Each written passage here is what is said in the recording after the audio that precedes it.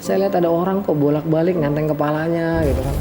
Intinya saya dapat jenazah ibu muda, ya mungkin seumur Mbak ya.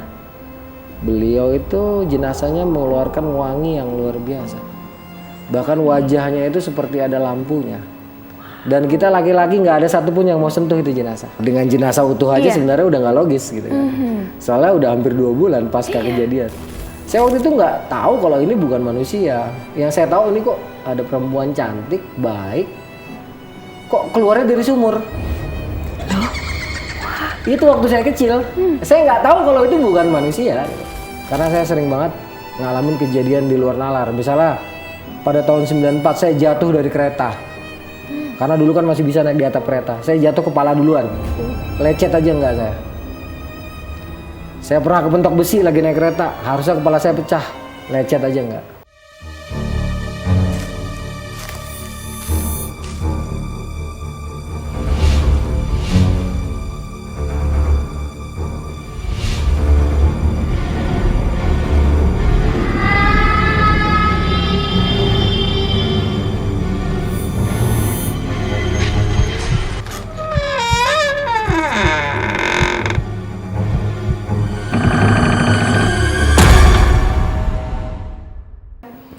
Di setiap perjalanan hidup kita, pasti memiliki pengalaman yang tak terlupakan. Kadang pengalaman tersebut dapat menjadi tanda atau malah meninggalkan rasa takut. Boleh percaya atau tidak, salah satu pengalaman ini adalah misi mencari dan menyelamatkan korban dari berbagai peristiwa. Yang bisa jadi arwahnya datang untuk mengganggu atau malah memberi petunjuk. Mereka memang ada, bisa di sini ataupun tempat kalian. Apakah kalian bisa merasakannya?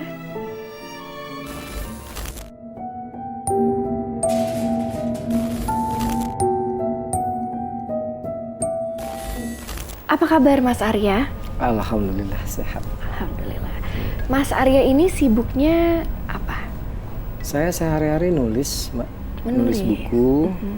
Podcast, juga terkadang edit video hasil podcast saya sendiri. Oh. Iya. Dan pasti di sini Mas Arya ini punya banyak sekali kisah mistis yang mau diceritakan hari ini. Alhamdulillah, karena Allah jadi banyak gitu pengalaman itu, Mbak. Ceritanya seperti apa? Mistis itu kan banyak ya. Pengalaman saya itu ada yang di gunung, ada yang di hutan, bahkan ada yang dalam operasi-operasi SAR khusus, juga operasi-operasi SAR yang mungkin kebetulan saya ada di lokasi langsung tanpa saya sengaja lah. Banyak sih Mbak klasifikasinya, karena horornya itu. Jadi Mas ini sempat menjadi tim SAR? Alhamdulillah sampai detik ini walaupun sekarang udah nggak terlalu aktif sih. Berapa lama itu menjadi tim SAR? Saya tim SAR aktif sejak tahun 2000 Mbak. Tapi kalau dari SAR apa istilahnya dadakan lah ya, karena situasional yang saya hadapi di lapangan itu sejak tahun 94. Wow, lama banget. Alhamdulillah karena Allah. Dan pastinya di sana banyak sekali kejadian karena kan tim SAR ini menyelamatkan gitu ya, menyelamatkan seseorang atau atas kejadian apa. Nah, Mas Arya ini punya pengalaman apa aja di sana? Nah, mungkin di daerah-daerah mana nih yang paling berkesan?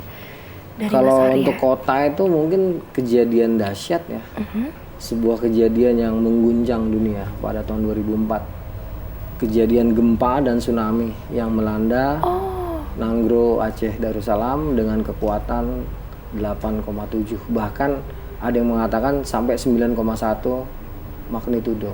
Yes, Nah, itu saya pernah datang ke sana Mbak. Saya sampai Banda Aceh itu tanggal 29 Desember.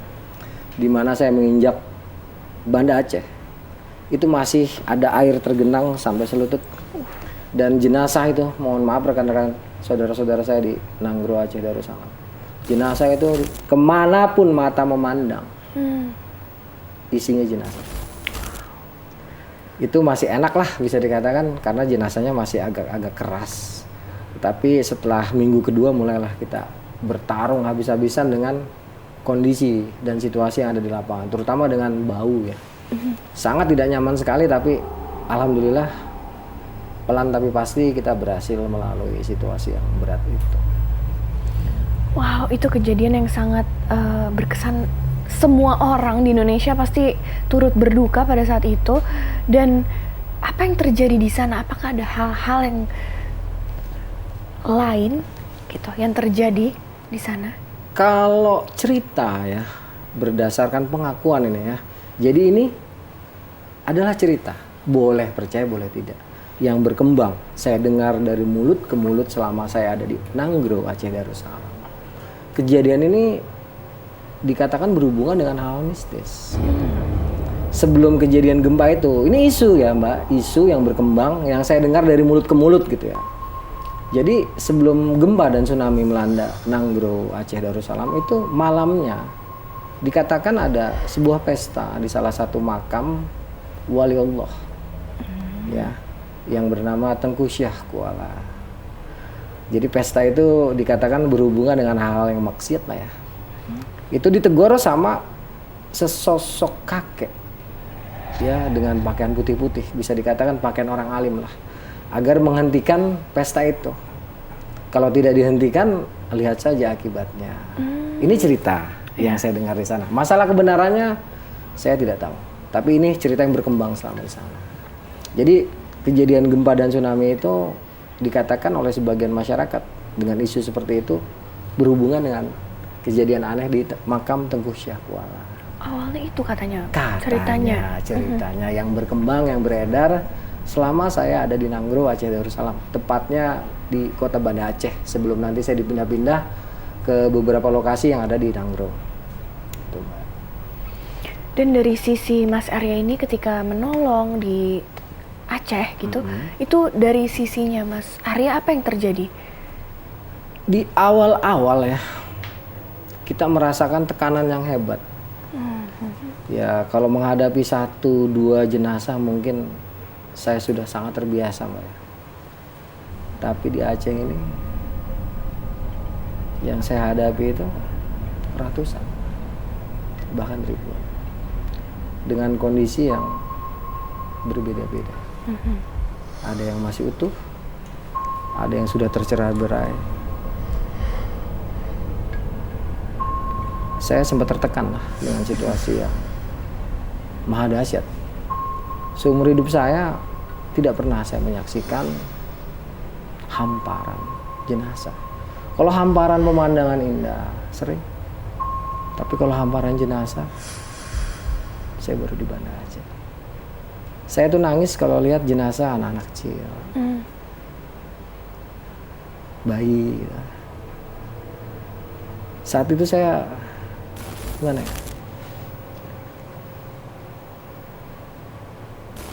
Kita ngerasa apa ya? Kita nggak ada apa-apanya gitu. Ketika Allah berkehendak sekejap, ratusan ribu nyawa melayang. Ini awal-awal saya berhadapan dengan situasi dan kondisi yang ada di lapangan. Saya sampai sakit, Mbak. Saya harus disuntik tetanus karena kan di sana berbahaya sekali kalau kita nggak divaksin. Segala sesuatu bisa saja membahayakan tubuh kita. Jadi tekanan itu hadir dari dalam dan luar diri kita. Itu minggu-minggu pertama sampai minggu kedua lah. Nah minggu kedua, minggu ketiga ini yang kita hadapi adalah permasalahan baru. Di mana di lokasi yang sedemikian hancur, bahkan mungkin samalah dengan bom Hiroshima Nagasaki.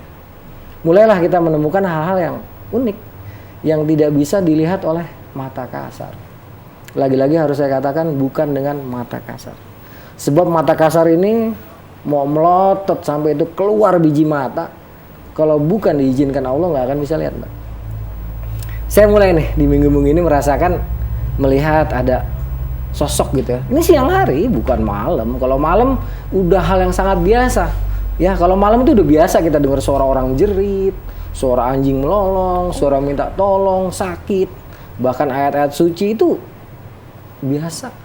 Tapi ini beda gitu. Saya kadang-kadang lihat bukan dengan mata kasar ya. Saya lihat ada orang kok bolak-balik nganteng kepalanya gitu kan. Dari satu titik ke satu titik. Ya misalnya nih ada di bangunan hancur sebelah kiri jalan. tiba-tiba dia ke bangunan hancur yang ada sebelah kanan jalan, itu dia bolak-balik sambil nenteng kepala ya. Nenteng kepala? Iya, nenteng kepala Oke, gitu. tahan dulu Mas. Pemirsa Merinding jangan kemana-mana, kita akan kembali setelah yang satu ini.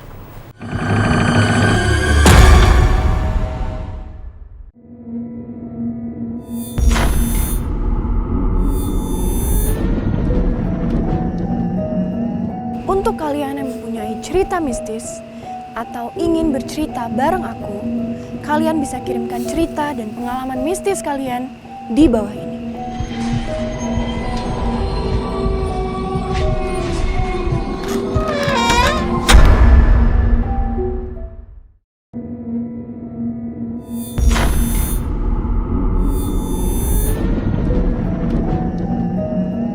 Untuk kalian yang mempunyai cerita mistis atau ingin bercerita bareng aku, kalian bisa kirimkan cerita dan pengalaman mistis kalian di bawah ini.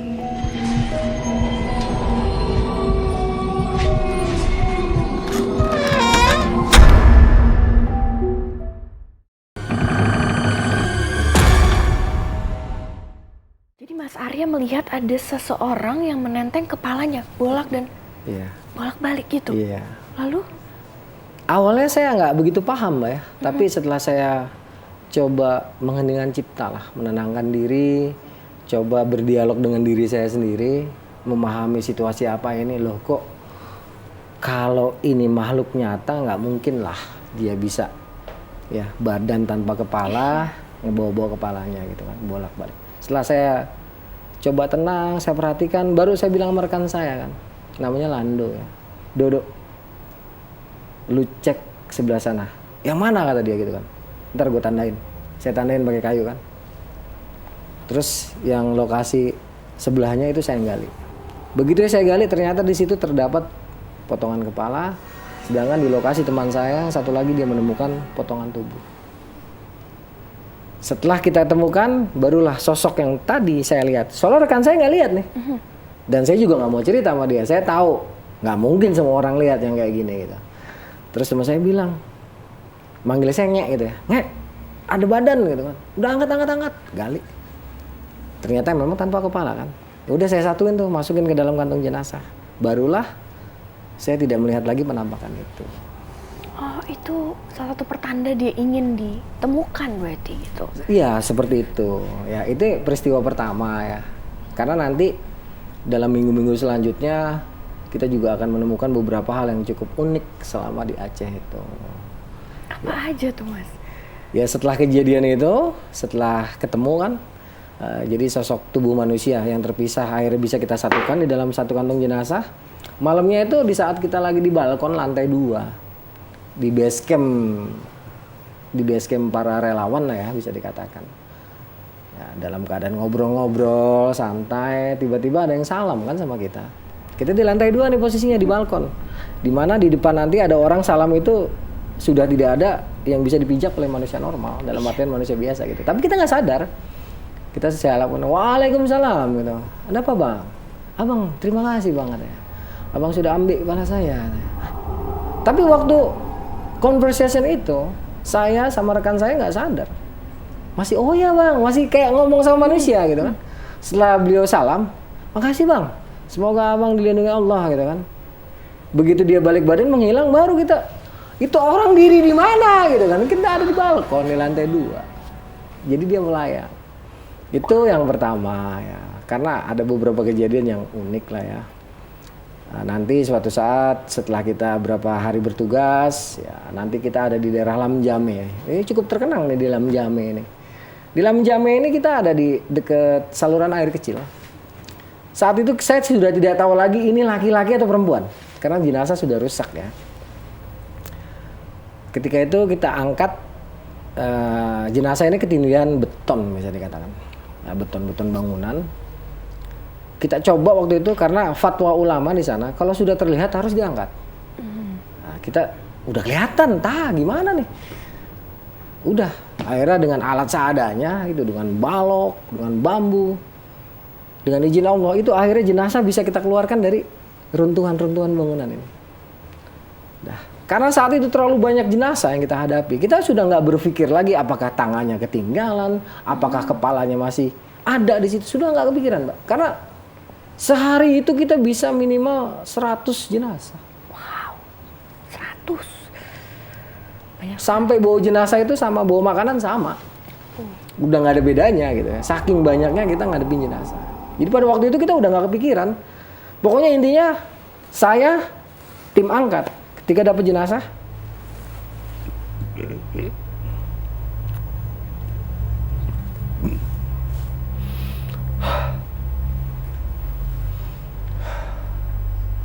baunya nempel sebentar, Mbak. Ini selalu seperti ini ya, Mas? Kayak ketika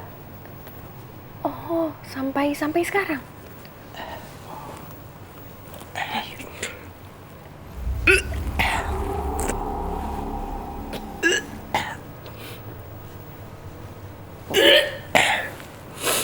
Maaf, nggak bisa hilang, entah kenapa nggak bisa hilang. Jadi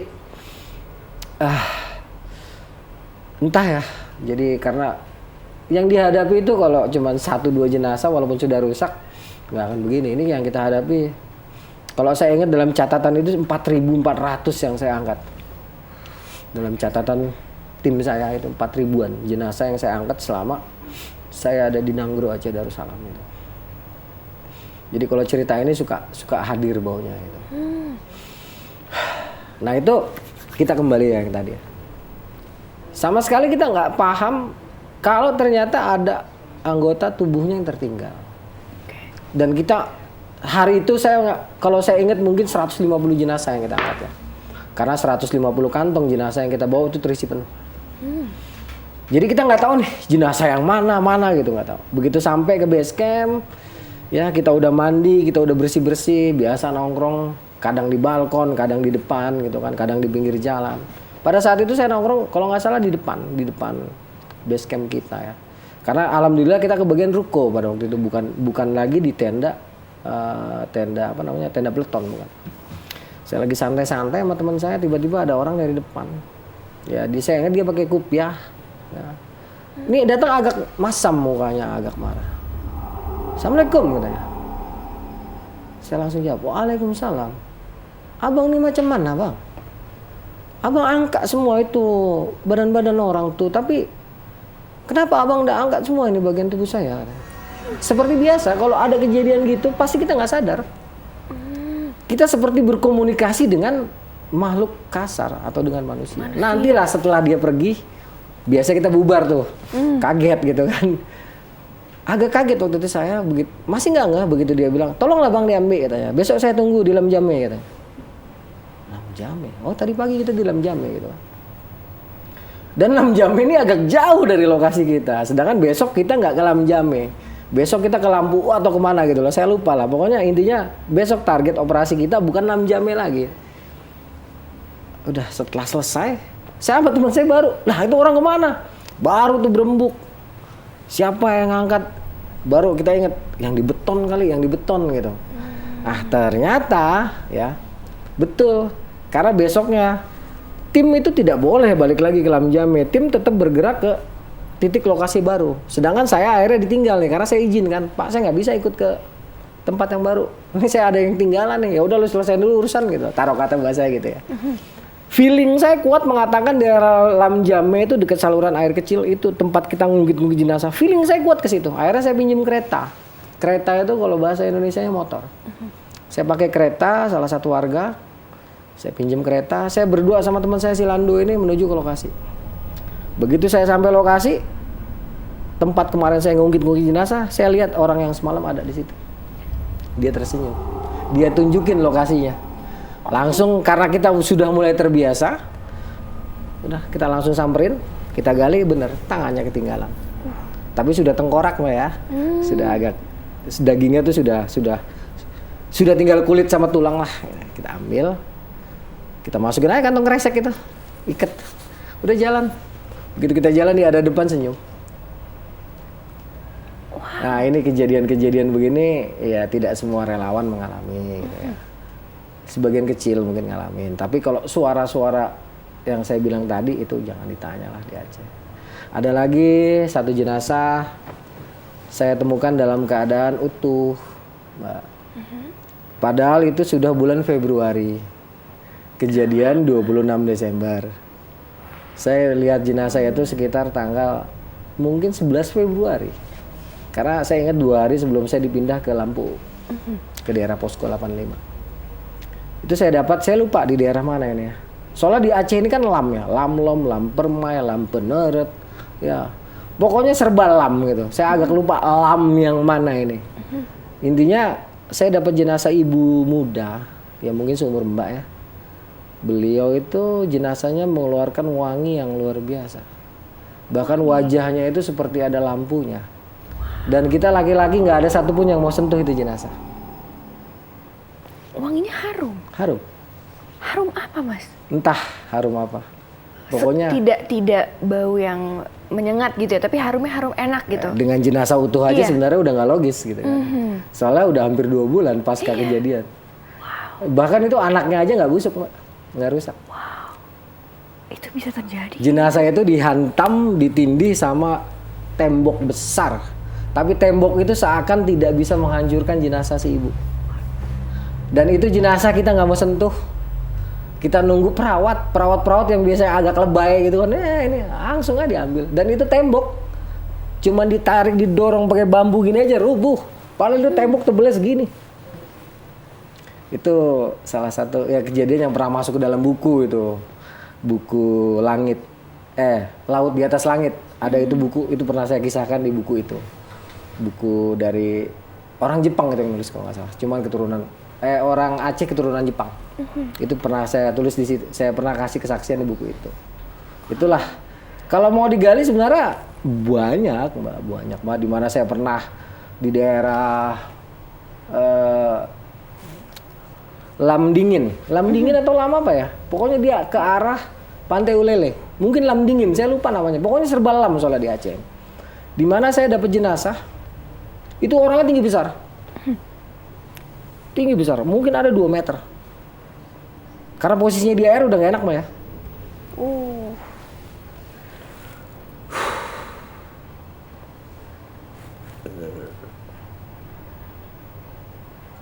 Itu. Oke, kita tahan dulu sebentar. Pemirsa Merinding, jangan kemana-mana. Kita akan kembali saat lagi.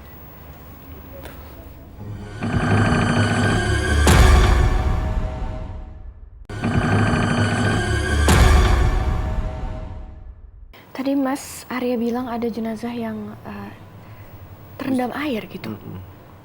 Terus itu kan perlakuannya beda, Mbak. Soalnya ada gasnya. Yang berbahaya itu gas dari jenazah. Jadi gasnya itu harus kita keluarkan dulu. Kalau enggak kita bisa kacau. Jadi harus kita pecahkan dulu itu tubuhnya. Baunya itu yang nggak hilang-hilang sampai sekarang. Jadi kalau jenazah udah gembung itu harus dipecahkan dulu. Kalau enggak kita yang bahaya. Oh, malah jadi kita yang bahaya ya? Ya itu nanti setelah kita tanganin, di tangannya itu kan ada jam tangan segala macam, itu kan kita pisahkan, Mbak. Kita cuci bersih dulu, kita pisahkan. Nah, itu jam tangannya saya kantongin di jaket. Dan saya lupa Mengembalikan. Lupa saya taruh di Masjid Raya atau di tempat-tempat di mana memang ada benda-benda berharga dari korban yang memang harus kita serahkan. Itu saya lupa. Sampai di awal Maret kan saya harus pulang ke Jakarta ya. Itu saya nunggu pesawat. Saya ada di Bandara Belang Bintang. Saya isi nomor 1 nama daftar penumpang. Saya isi nama asli saya tuh ya. Ya sebut aja Arya Sena di daftar penumpang. Pesawat pertama, saya kayak tidur. Selesai pesawat pertama terbang, saya baru bangun kan. Saya tanya, Pak, kok saya nggak dipanggil? Nama kamu siapa? Ini Pak, Arya Sena. Loh tadi ada yang, begitu saya panggil Arya Sena ada yang naik katanya. Wah, masa sih Pak? Orang saya tidur. Udah tulis lagi namamu. Tulis. Datang tuh pesawat kedua, kan pesawat banyak tuh berjejer-jejer di. Kita tinggal naik aja. Pesawat di Bandara Belang Bintang itu gratis, tinggal naik aja tanpa pemeriksaan macam-macam. Itu pas bagian saya pesawat saya tidur lagi. Hari itu sampai 3 kali saya seperti itu. Wow, kok bisa ya? Ada orang yang menggantikan saya kalau dipanggil. Itu di jaket saya ada jam di dalam tas. Saya nggak. Begitu malam, saya kedatangan salah seorang keluarga korban yang pernah saya temukan di daerah Kampung Mulia. Jadi itu adik kembar dari si gadis. Nah, adik kembarnya ini nggak pengen saya pulang lah ke Jakarta. Pengennya saya tuh ada di situ ngebantu dia ngurus usaha ayahnya gitu kan. Intinya mau diangkat mantu lah, taruh kata kayak gitu. Cuman kan saya nggak bisa, saya udah punya istri, udah punya anak gitu. Jadi malam itu saya kedatangan keluarga itu tuh, di mana kakak kembarnya tuh saya yang dapat jenazahnya, karena taunya dari cincin gitu kan. Begitu ngobrol-ngobrol sama mereka, baru saya inget, kan saya bongkar-bongkar pakaian lagi kan di bandara itu. Saya diajak ke rumah si Cut ini, saya makan di sana. Nah begitu saya balik lagi ke bandara, saya periksa karena saya mau ganti baju, itu ada jam tangan, saya baru ingat. Begitu saya ngeh ini ada jam tangan, itu jam tangan Rolex mbak, mahal itu jam tangan. Langsung saya telepon nih, cewek yang tadi nyamperin saya sama keluarganya, saya telepon, Cut, tolonglah abang nih mau butuh kereta gitu, abang nih mau ke Masjid Raya, ada kereta nggak? Oh ada bang, abang tunggulah di situ. Datanglah dia pakai kereta sama bapaknya gitu kan. Akhirnya saya diantar tuh ke Masjid Raya, saya taruh jam itu di dalam kotak amal. Terus saya bilang, Assalamualaikum ila arwahi khususon, mohon maaf makhluk Allah. Betul-betul tanpa saya berniat untuk mencuri ini darimu. Walaupun apa hubungannya, apa urusannya, itu kan udah jenazah ya. Tapi ini yang saya alamin.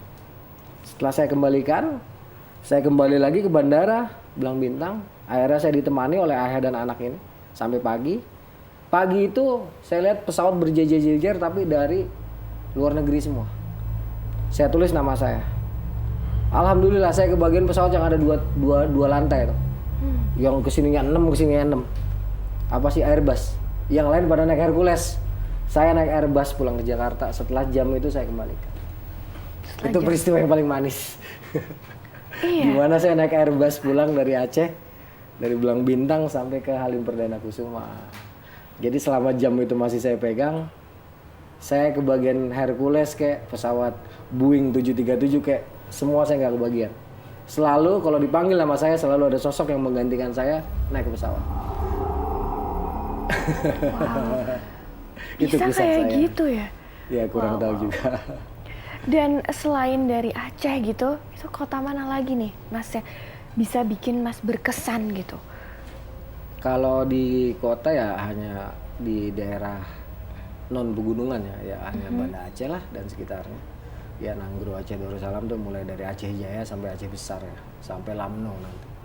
Kalau lain itu ya mungkin Sukhoi ya, peristiwa Sukhoi di bulan ini tepat 11 tahun yang lalu ya, pada tahun 2012. Itu cukup berkesan karena korban-korbannya walaupun cuma 54 orang, tapi kondisinya mohon maaf keluarga korban semuanya sangat mengenaskan. Gitu. Dari semua korban itu hanya satu jenazah yang agak utuh, tapi saya juga nggak bisa sebutkan karena off the record. Itu ketika di sana, ketika sedang menyelamatkan, menolong mereka gitu, itu apa saja yang terjadi? Selama saya menjadi tim SAR dalam operasi menemukan ya, jenazah para korban kecelakaan Sukhoi SJ-100 di puncak Gunung Salak. Selama saya beroperasi 8 hari, 8 malam di sana, saya tidak sedikit pun menemukan hal gaib. Hanya di hari keempat, saya ketika itu sendirian di bivak. Pas posisi saya itu hanya 4 meter dari tumpukan jenazah.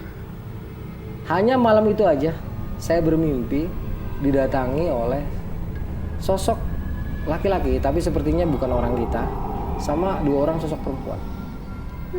Tapi itu diantara sadar dan gak sadar saya. Mereka mengucapkan terima kasih. Hanya itu. Selebihnya selama saya 8 hari 8 malam ada di puncak Salak bersama ribuan relawan lain, anggota tim SAR lain, saya tidak menemukan kejadian mistis. Dan kejadian mistis lagi baru ada di rumah setelah saya sudah selesai bertugas. Saya ada di rumah ketika saya sedang sholat malam, Barulah itu ada yang datang tamu. Assalamualaikum. Ternyata itu 3 orang. 3 orang korban Sukhoi. Mereka pun datang mengucapkan terima kasih. Datang ke rumah. Datang ke rumah, ngetok pintu. Dan waktu itu saya berada di dalam keadaan antara sadar dan tidak. Jadi saya bilang saya sadar enggak, dibilang nggak sadar ya. Posisi saya sebenarnya sadar gitu. Entah dimensi apa ini namanya.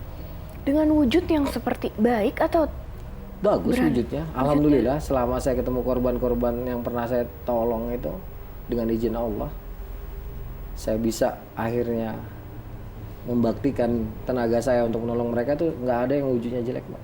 Cuman kalau kaget ya pernah lah beberapa kali karena kaget gitu ya. Orangnya udah nggak ada, kok bisa gitu datang gitu. Kalau terkejut iya pernah, tapi kalau wujud yang buruk, wujud yang nggak enak dilihat itu nggak pernah sama sekali. Oke, ada kejadian lain gak sih Mas, kayak mungkin gas beracun kah, kayak tragedi-tragedi aneh ketika menyelamatkan teman-teman yang pada saat itu kena gas beracun atau tragedi-tragedi lain mungkin? Oh ada itu tahun 2003 Mbak. Oh, Ya, iya. Di daerah Kawah Ratu.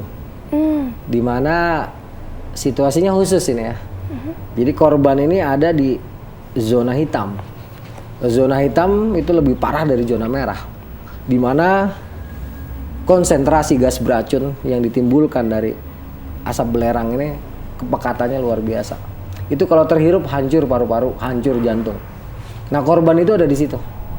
Saya pernah dengan izin Allah, saya melakukan tindakan pengambilan korban dari zona hitam itu. Dan ini memang butuh keterampilan khusus. Ya, kalau kita nggak punya keterampilan khusus, ada di zona tersebut, bukannya kita nolong, Mbak, justru kita ikut jadi korban.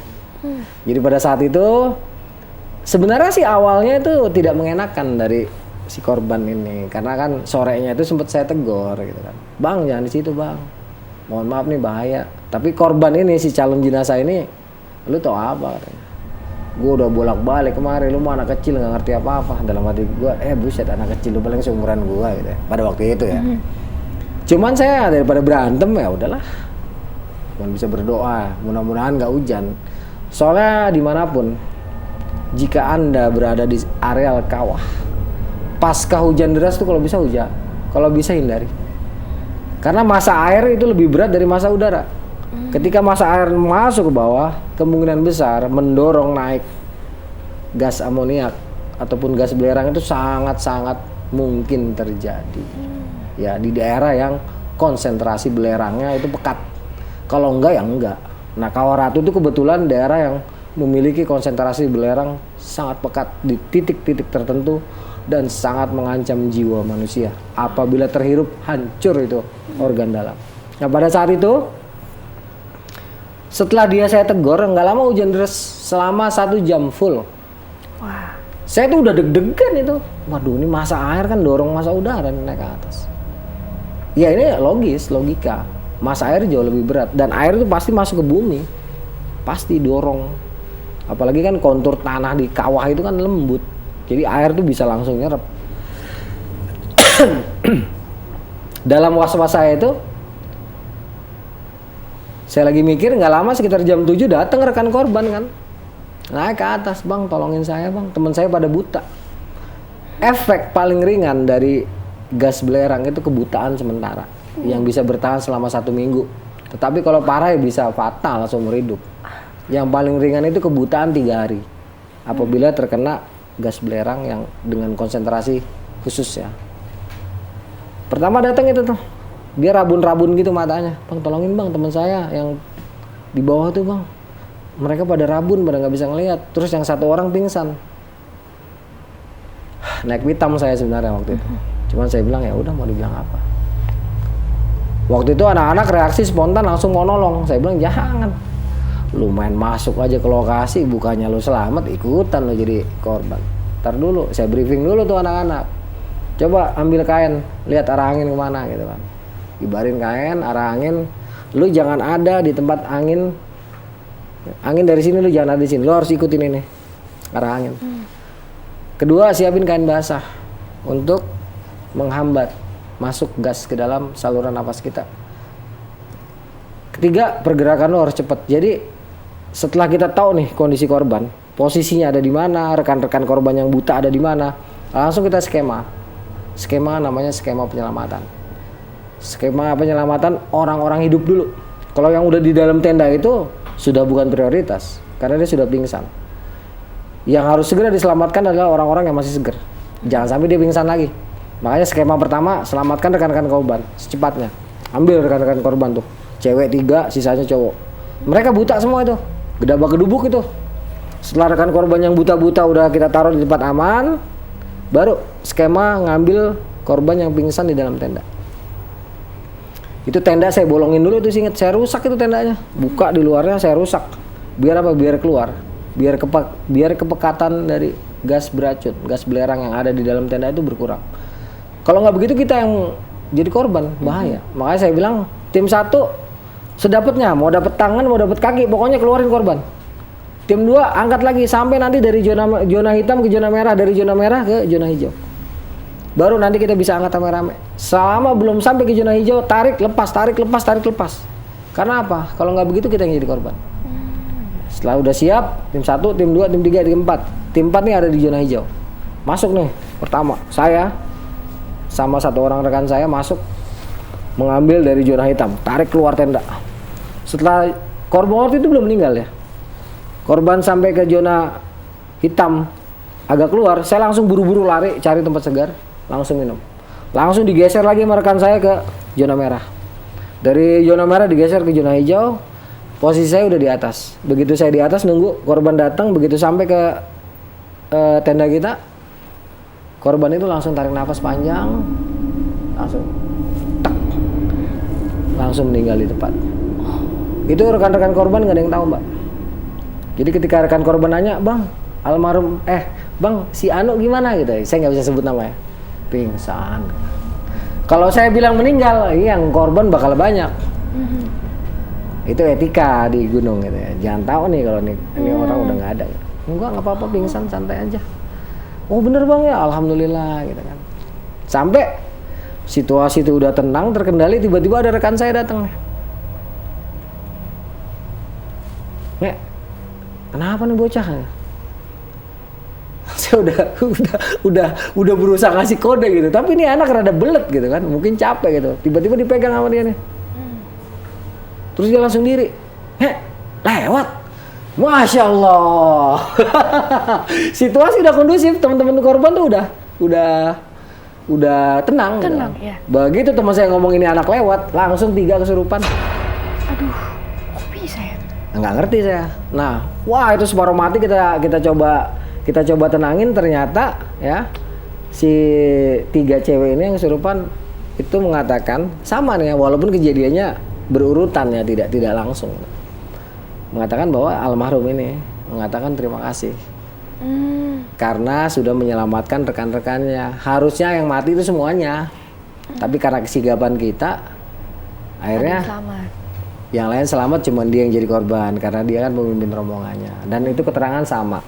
Nah ini nggak berakhir di sini, Mbak. Malam itu selesai yang kayak gitu, ya. Si korban udah kita turunkan ke bawah. Ya di bawah itu nanti ada yang jadi pahlawan kesiangan, ya bodo amat lah urusan dia. Yang ngaku-ngaku bahwa mereka yang nyelamatin gitu. Masya Allah, la ilaha illa anta. Udah selesai itu, kita turun ke bawah di kereta. Di kereta itu kereta tiba-tiba mogok.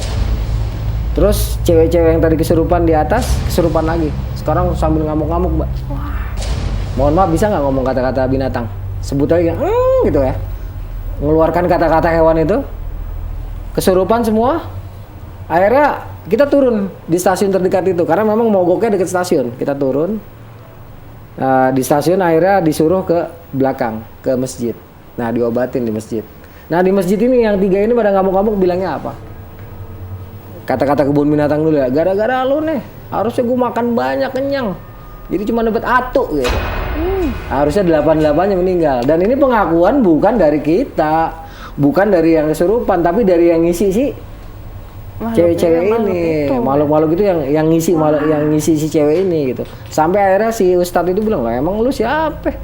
mau ngambil nyawa orang udah ada yang punya gitu kata-kata. Tetapi pengakuan dari jin atau apalah ya, kan orang tuh ada yang percaya kerasukan, ada yang enggak, ya terserah lah. Tapi fakta yang saya lihat tuh seperti itu gitu. Pengakuannya bahwa harusnya semuanya meninggal. Tapi karena kita dengan izin Allah sigap, akhirnya cuma satu. Nah si makhluk itu marah-marah tuh. Karena akhirnya cuma dapat atu gitu. Wah. Nah, itu lumayan berkesan itu. Sampai akhirnya nanti si korban di rumah pun seluruh anggota rombongan yang terlibat dalam evakuasi rekan-rekannya dan beliau ini semuanya ditemuin satu-satu Mbak. Caranya beda-beda. Ada yang datang ke tongkrongan pakai topi, tiba-tiba assalamualaikum bang, makasih ya udah nolongin saya. Itu pada anak-anak lagi pada minum kopi dingin, langsung pada sadar semua tuh, wah gitu.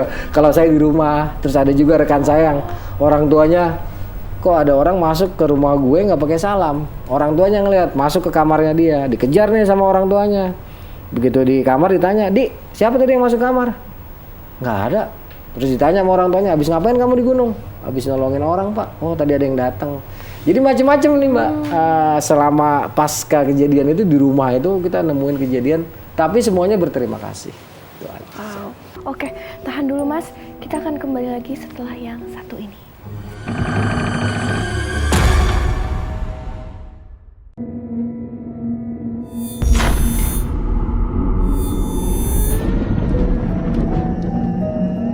Untuk kalian yang mempunyai cerita mistis atau ingin bercerita bareng aku, kalian bisa kirimkan cerita dan pengalaman mistis kalian di bawah ini.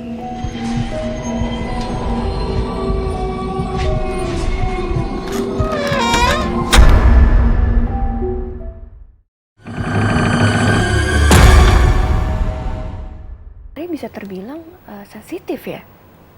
Alhamdulillah memang seperti itu mungkin ya. Iya, ada sisi sensitifnya. Ini tuh awalnya gimana? Kok bisa Mas Arya sesensitif ini, bisa merasakannya? Awalnya tuh ceritanya gimana? Kalau yang saya ingat ya, karena kan masa kecil saya kurang bahagia ya. Oh. Masa kecil saya tuh apa ya, tidak seberuntung anak-anak lain lah. Bisa dikatakan saya hidup dalam keluarga yang sedikit keras bahkan keras sekali karena saya tidak dididik oleh ibu kandung. Ibu tiri saya baik. Hanya saja situasi pada saat itu mungkin ekonomi keluarga tidak baik ya. Jadi emosi ayah saya almarhum pada saat itu mungkin labil sekali.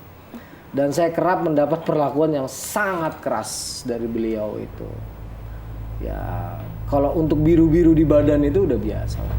Nah, dalam kesedihan itulah saya kerap menyendiri gitu kan. Karena saya bingung mau ngadu sama siapa gitu kan.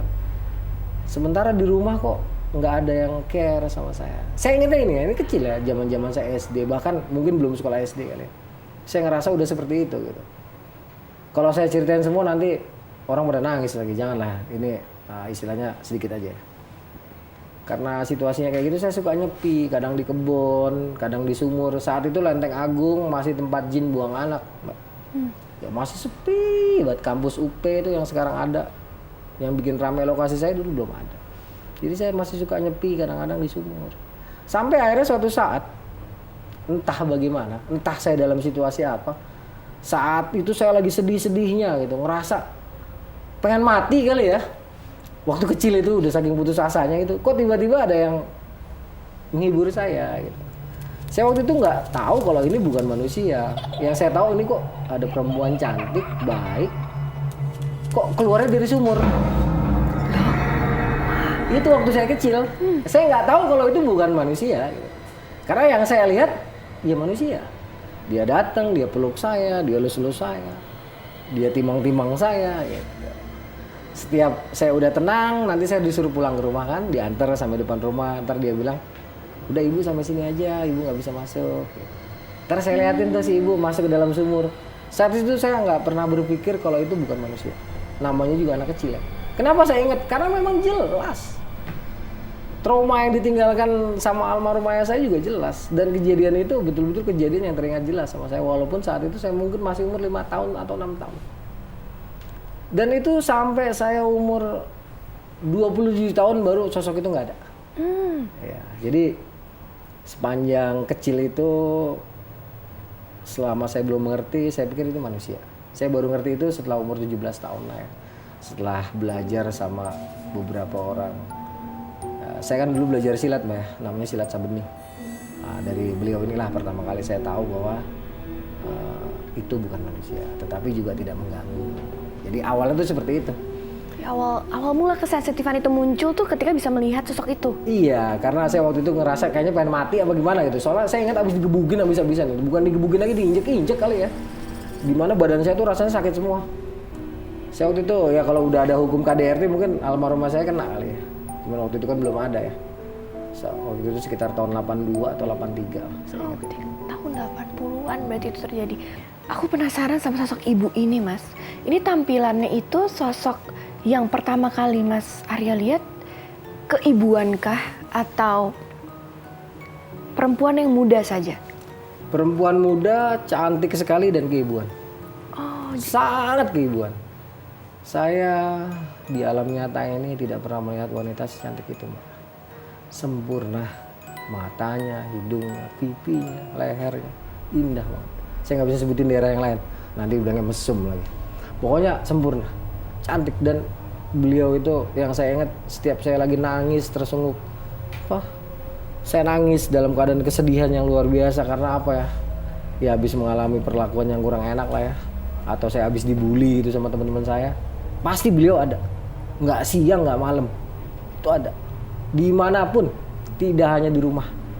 Tidak hanya di sumur itu? Tidak hanya di sumur, dimanapun. Kadang kalau saya lagi naik gunung pun kadang ada. Dia akan ikut terus kemanapun berarti ya? Yang saya tahu seperti itu. Tapi tidak bisa dideteksi oleh mungkin orang pintar gitu, nggak bisa. Jadi kehadiran beliau itu sengkonyong-konyong aja bisa dikatakan. Di saat saya betul-betul dalam keadaan entah apa yang dianggap sama beliau ini ya, mungkin saya dalam posisi bahaya atau apa. Karena saya sering banget ngalamin kejadian di luar nalar. Misalnya pada tahun 94 saya jatuh dari kereta.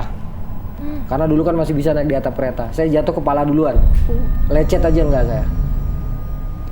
Saya pernah kepentok besi lagi naik kereta. Harusnya kepala saya pecah. Lecet aja enggak. Saya pernah dikeroyok orang sampai 100 orang. Lecet aja enggak. Padahal kalau ditusuk pakai jarum, pakai silet, berdarah saya. Tapi dalam kondisi-kondisi tertentu, saya sakti mandraguna. Tapi kondisi tertentu ya. Kalau enggak, ya enggak. Saya pernah di Laut Selatan terseret gelombang yang kotak-kotak. Sampai hilang sekitar 2 jam. Tapi di dalam laut itu saya ngerasanya bukan di laut. Pernah. Apa yang dirasakan kalau bukan di laut? Saya seperti ada di sekolahan. Oh gitu. Kayak ada teman-teman saya di situ. Padahal itu saya lagi di dalam laut. Dan teman-teman saya ngeliat tuh saya timbul tenggelam. Teman saya yang cerita, kalau saya taunya, saya udah nggak sadar gitu, taunya ada di sekolahan gitu. Begitu saya dilempar lagi ke daratan, baru saya, kok gue ada di pantai selatan gitu. Banyak kalau kejadian yang kayak gitu Mbak saya punya, banyak. Kalau diceritain nggak cukup nih 2 jam. Banyak banget. Jadi sosok ibu ini tuh berpengaruh positif lah ya untuk Mas Arya pada saat itu gitu. Iya, karena membantu, betul, mungkin kayak mengingatkan gitu ya. Menguatkan mental saya pada saat itu. Jadi saya pertama kali mengenal sebuah kalimah yang sampai detik ini saya pakai ya dari beliau gitu. Sebuah kalimah tauhid gitu, bisa dikatakan bahwa hidup itu sudah ada yang ngatur nger gitu ya. Hidupmu itu sudah diatur nger. Kamu ridho apa enggak? Kalau kamu ridho, kamu bisa jalani hidup. Taruh kata bahasanya seperti itu. Karena saya berkomunikasi dengan beliau ini tidak harus menggunakan menyan, tidak harus bersemedi, tidak harus enggak. Anytime ketika si ibu ini menghendaki dia hadir, pasti hadir. Tapi saya kalau misalnya saya yang pengen nggak bisa. Hanya beliau aja yang pengen. Jadi saya nggak bisa ngatur pertemuan itu, hanya tiba-tiba beliau aja gitu. Jadi kalau saya dibilang hadir kan gini, ya kan saya nggak bisa, orang saya nggak tahu caranya bagaimana gitu. Selalu dari beliau gitu. Nah inilah yang membuat saya akhirnya bisa seperti ini. Sampai detik ini, ya terkadang dengan izin Allah masih bisa lah menyaksikan sesuatu yang tak kasat mata. Tetapi lagi-lagi harus saya tegaskan, bukan dengan mata zohir, tetapi dengan mata hati, dengan kolbu. Kalau mata zohir ini mau sampai melotot itu copot biji mata, nggak akan bisa lihat Mbak. Jadi itu ibu itu ada namanya kah? Ada. Ada. Wah, saya penasaran. Nggak Nggak boleh bisa disebutkan. iya. Oke. Dan ibu ini tuh akhirnya berkomunikasi atau berdekatan dengan Mas Arya itu sampai hari ini atau ada batasan waktu? Kalau hari setelah saya menikah itu hanya setahun sekali. Oh, jadi agak jarang gitu. Karena kan saya sudah menikah gitu ya. Ada hal lain yang harus diperjuangkan lah ya. Kalau saya sebutkan juga nggak enak gitu. Wah, ada hal lain yang ditugaskan gitu. Jadi beliau itu jarang sekali, kecuali di saat-saat tertentu, di mana saat-saat itu saya tidak bisa mengaturnya. Nah, dalam tahun ini saya pernah bertemu 1 kali aja di tempat yang juga saya tidak bisa sebutkan. Dan dari semua kisah Mas Arya gitu yang ketika menjadi tim SAR, itu yang paling berkesan yang pernah terjadi di kehidupan Mas Arya itu apa selain 2 tadi? Ya cuman Aceh, Mbak. Aceh yang paling berkesan berarti. Aceh itu sampai sekarang baunya ada. Terus terkadang saya seperti nonton inilah layar ini. Seperti ya. Jadi seperti saya ada di sana gitu. Kadang-kadang saya suka kaget gitu. Dibilang trauma yang enggak, tetapi suka hadir aja gitu. Karena memang seumur hidup saya belum pernah mengalami melihat di mana jenazah itu seperti puing-puing bangunan. Saya baru di Aceh. Gitu. Jangan sampai saya lihat lagi. Nauzubillah min dzalik. Cukup di Aceh. Nggak mau lihat lagi saya. Dan dari melihat semua tragedi gitu, ada yang pernah berkomunikasi, ada yang pernah bilang terima kasih. Sampai saat ini ada yang pernah mengikuti Mas Arya nggak sih sampai saat ini? Kayak Mas Arya merasa terganggu, oh ini pasti karena waktu itu saya di lokasi itu, jadi dia ngikut sama saya sampai sekarang gitu. Alhamdulillah tidak satu pun, Mbak. Oh, enggak. Jadi hanya pasca kejadian. Ya, tidak pernah saya merasakan sampai detik ini yang kata orang tuh arwah gentayangan atau apa enggak. Jadi alhamdulillah selama saya melakukan operasi SAR, baik saya mengangkat jenazah di hutan, di gunung, di laut, di sungai, ya, di darat, di kota-kota, saya tidak pernah merasakan yang namanya diikuti, dihantui ya oleh korban-korban yang dengan izin Allah, atas restu dari Allah, atas kasih sayang Allah, saya berada di lokasi itu untuk menolong mereka itu nggak pernah. Alhamdulillah. Sampai hari ini. Sampai detik ini tidak pernah, kecuali pasca kejadian. Mungkin 1 minggu atau 2 minggu setelah itu sudah terputus, tidak ada lagi. Alhamdulillah. Wah, ini dari tadi aku dengar merinding, kaget dan takjub juga sama ceritanya Mas Arya. Karena pekerjaan Mas Arya juga mulia sekali dari tim SAR. Jadi semoga Mas Arya selalu dilancarkan semuanya. Amin Allahumma. Terima kasih banyak Mas Arya udah berbagi cerita mistis dan bikin kita semua merinding. Semoga semuanya aman-aman aja ke depannya. Amin Allahumma. Terima kasih Mas Arya. Ya, sama-sama Mbak. Bila kalian ingin berbagi cerita mistis atau cerita bareng aku, kalian bisa langsung kirimkan cerita mistis kalian ke email di bawah ini. Atau kalian yang ingin tahu berita terupdate tentang acara merinding, kalian bisa langsung kepoin sosial medianya di bawah ini. Mereka memang ada. Bisa di sini ataupun tempat kalian. Apakah kalian bisa merasakannya?